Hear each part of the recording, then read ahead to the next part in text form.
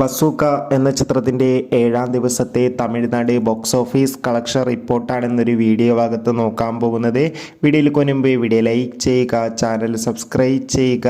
April മാസം ഇനി അങ്ങോട്ട് ധാരാളം ചിത്രങ്ങൾ OTT റിലീസ് ചെയ്യും. ചാനൽ ഭാഗം പരിശോധിച്ചാൽ നിങ്ങൾക്ക് കാണാൻ വേണ്ടി സാധിക്കുന്നതായിരിക്കും. മമ്മൂട്ടി, ഷൈം ടോം ചാക്കോ, ദിവ്യ പിള്ളെ എന്നൊക്കെ പ്രധാന കഥാപാത്രങ്ങളായ ചിത്രമായിരുന്നു ബസൂക്ക.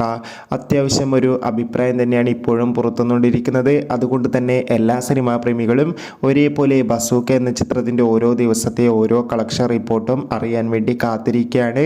ഫൈനലി 7ാം ദിവസത്തെ ഏറ്റവും പുതിയ ബാംഗ്ലൂർ ബോക്സ് ഓഫീസ് കളക്ഷന് പിന്നാലെ തമിഴ്നാട് ബോക്സ് ഓഫീസ് കളക്ഷൻ റിപ്പോർട്ടും പുറത്തുനിന്നിരിക്കുകയാണ്. 7ാം ദിവസം തമിഴ്നാട്ടിൽ നിന്ന് 10 മുതൽ 20 ലക്ഷം വരെ കളക്ഷൻ നേടിയെടുക്കാൻ വേണ്ടി സാധിക്കുമെന്നാണ് ട്രാക്കിംഗ് റിപ്പോർട്ടുകൾ സൂചിപ്പിക്കുന്നത്.